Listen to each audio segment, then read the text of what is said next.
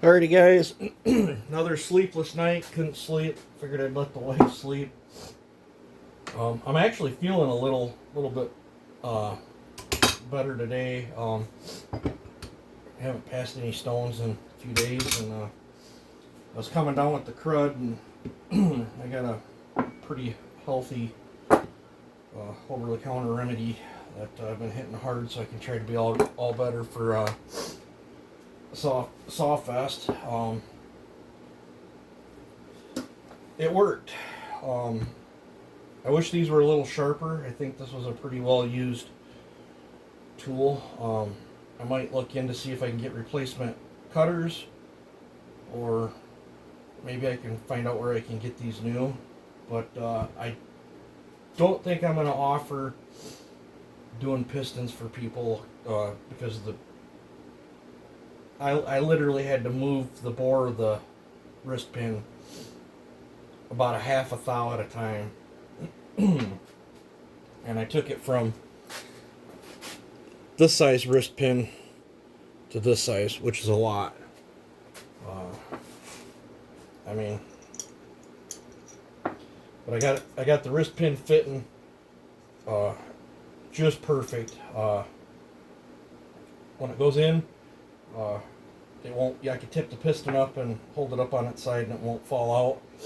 And then I grabbed an old, for my racing days, I grabbed one of my screw-in studs for a Chevy head, and made an adapter, because 7/16 and 11mm are almost identical, and I was able to tighten this up. I'm waiting for a cutter bit to come in. I ordered a cutter bit, but I should be able to clamp this in the lathe and turn this fairly true. It doesn't have to be 100% perfect, because all I'm going to do is go in and cut the groove for the snap ring. And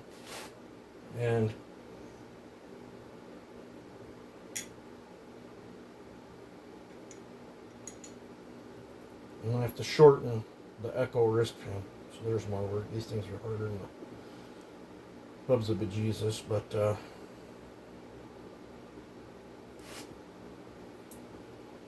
I'm going to have to shorten it quite a bit, but it's okay. I also ordered a new 7/8 diameter foot-long piece of aluminum, so I got to build the shims. The time, I'm not even done with this. The time I'm going to have into this is just incredible. If them cranks were easier to get, I would just probably continue doing the crank swap, piston swap, because I think I can have a crank swapped out in the amount of time I've got just into this, and I'm only half done with it. I still got to machine the two bushings, and yeah, but this should spin it true enough where I can go in with my tool and bore me a little clip. I'm probably going to set it up for the Echo clips, so I'll probably just figure out whatever depth this is and go from there. But yeah, this should work good, because then all I got to do is undo the nut, flip the piston 180, tighten the nut back down, and shabam. I don't got it T-locks in, because I didn't want to be pushing on the round part of the piston. It T-locks in right there, so I don't even got to put this super tight. It can't spin. It's not like it's going to take much to cut that anyway, but as long as that stud's not bent, this should spin pretty true. If you're wondering about the electric tape band-aid there, when I was reaming the piston, it got loose and come around and took me to the bone. So that was awesome. But he'll be alright. I've got a ring for that. Got a wrist pin now. So just waiting for a tool and my aluminum spacer material to come in, and then I can get started on just a piston swap. And I'll probably use him as the test mule for it. I got 100 different ideas running through my head on how I want to lay this one out. I want to port this one totally different than I've done any other 4910. It's gonna be cool. But yeah, if you're persistent and want to spend 3 hours and cut your finger while you're doing it, I think I probably would have been better off to chuck that piston up in the mill and put this in the mill and just have a continuous spray of lubricant. But yeah, I just moved it a half thou at a time and bored that sucker out. So it is doable. This will allow me to run a Husqvarna piston